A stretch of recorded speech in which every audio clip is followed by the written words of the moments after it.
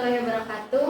Halo semuanya, perkenalkan saya Aisyah dan saya kedatangan narasumber yang berpengalaman dalam topik yang kali ini akan kita bahas, yaitu menjelajahi gaya hidup sehat. Silakan perkenalkan dan sapa teman-teman.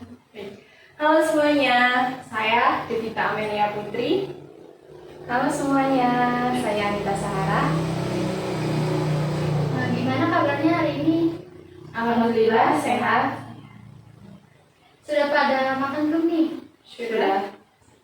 Sudah siap dan semangat dong buat ditanya-tanya dan berbagi ilmu kepada teman-teman? Siap. Menurut kalian tuh bagaimana sih gambaran hidup sehat itu? Menurut saya ya, gambaran hidup sehat itu adalah kita makan makanan yang bergizi, yaitu 4 sehat 5 sempurna. Yang kedua itu olahraga secara teratur, dan yang ketiga itu adalah pola tidur yang cukup. Ya, saya setuju dengan jawabannya Kak Devita. Selain kita mengatur pola makan yang seimbang, pola tidur yang cukup, rutin olahraga, kita juga harus bisa memanajemen stres dan bisa mengurangi kebiasaan yang buruk seperti merokok ataupun mengonsumsi alkohol. Tadi Kak Anita kan bilang ada memanajemen stres. Bagaimana sih cara memanajemen stres itu dan faktornya apa saja? Oke, aku jawab dari faktor dulu ya. Untuk faktornya sebenarnya faktor stres itu banyak. Cuma salah satunya itu ada faktor lingkungan. Karena lingkungan yang kurang mendukung ataupun lingkungan yang banyak tekanan itu dapat mempengaruhi kesejahteraan psikologi seseorang. Contoh lingkungannya tuh yang misalnya di lingkungan pekerjaan, kayak banyak tekanan tuntutan pekerjaan yang banyak, terus bisa juga dari keluarga, tuntutan keluarga yang harus, misalnya kita sering dibanding-bandingkan dengan anak tetangga, ataupun kita harus bisa meraih apa yang orang tua kita inginkan, ya gitu. Selain dari lingkungan, ada juga faktor sosial pendukung atau faktor pendukung. Kayak saya kan sekarang masih kuliah nih, saya butuh support dari kedua orang tua saya ketika saya lagi banyak tugas ataupun ketika lagi stres gitu ya. Kita tuh butuh gitu dukungan dari orang tua, butuh motivasinya untuk bisa melewati hal-hal yang bisa membuat kita stres.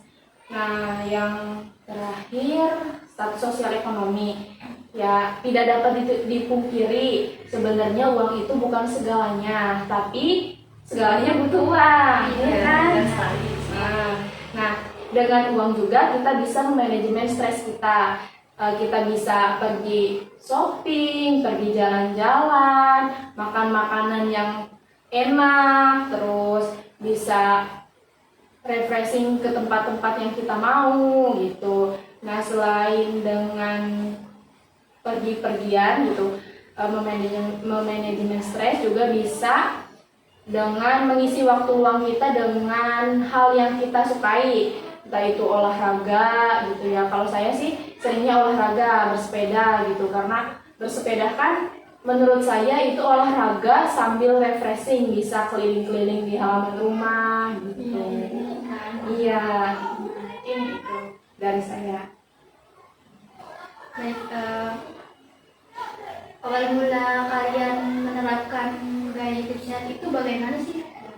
Dari saya ya, awal mula saya menerapkan pola hidup sehat ini karena yang pertama itu saya merasa badan saya sudah tidak enak lah, kayak tidak fresh, bangun tidur juga lemes gitu kan. Dan habis itu saya tuh mulai menjalankan pola hidup sehat, nggak secara instan, nggak langsung, itu perlu proses, dan yang susah itu konsistennya sih. Kayak kita harus pertama kayak kita suka makanan yang instan, makanan junk food, lalu kita beralih ke makanan yang sehat, itu kan nggak langsung kita bisa adaptasi gitu ya. Makanan yang sehat itu yang saya maksud adalah kayak kita harus makan makanan sayuran, protein juga yang mencukupi, habis itu buah-buahan, dan jangan lupa itu minum air putih ya teman-teman, minimal 3 liter per hari. Nah, yang kedua itu saya mulai olahraga yang mulai dari yang ringan-ringan aja lah. Dulu tuh saya nggak langsung kayak sehari harus olahraga, itu nggak, minimal tuh dulu tuh saya seminggu 3 kali ya, dan sekarang saya usahakan setiap hari olahraga walaupun cuma 30 menit gitu, meluangkan waktu ya. Nah, habis itu adalah pola tidur yang cukup. Dulu tuh saya tidur tuh di atas jam 12 malam. Karena saya sudah menerapkan pola hidup sehat ini, saya pelan-pelan saya rubah dari yang tadinya jam 12 malam ke atas, sekarang minimal jam 10 saya sudah tidur. Manfaat yang saya rasakan itu bangun tidur, badan saya itu lebih fresh, lebih semangat lah untuk menjalani hari-hari itu. Dari semua yang sudah saya ceritakan awal mula itu, manfaatnya tuh terasa banget teman-teman.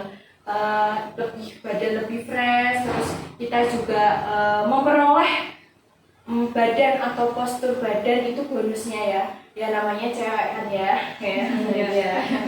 Itu cerita saya awal mula pola hidup sehat. Semoga teman-teman bisa ikut menjalani lah gitu pelan-pelan. Oke, tadi Kak Devita dari makan dulu ya, pola makan yang diatur gitu. Kalau saya kebalikannya, saya itu dari pola tidur. Yang tadinya saya juga sama tidur tuh sering banget di atas jam 12 malam. Nah, ketika saya bangun pagi, bukannya ngerasa fresh, badan malah kayak lemes gitu, nggak fokus menjalani aktivitas setiap harinya. Nah, dari situ saya ubah pola tidur saya yang dari jam 12 malam lebih biasanya baru tidur. Sekarang saya tidur sekitar jam 9 malam. Nah, ketika saya bangun tidur gitu, pas malamnya jam 9, bangun tidur pagi, itu saya badan tuh ngerasa fresh dan bisa fokus dalam menjalani aktivitas sehari-hari saya. Dari pola tidur yang dirubah, saya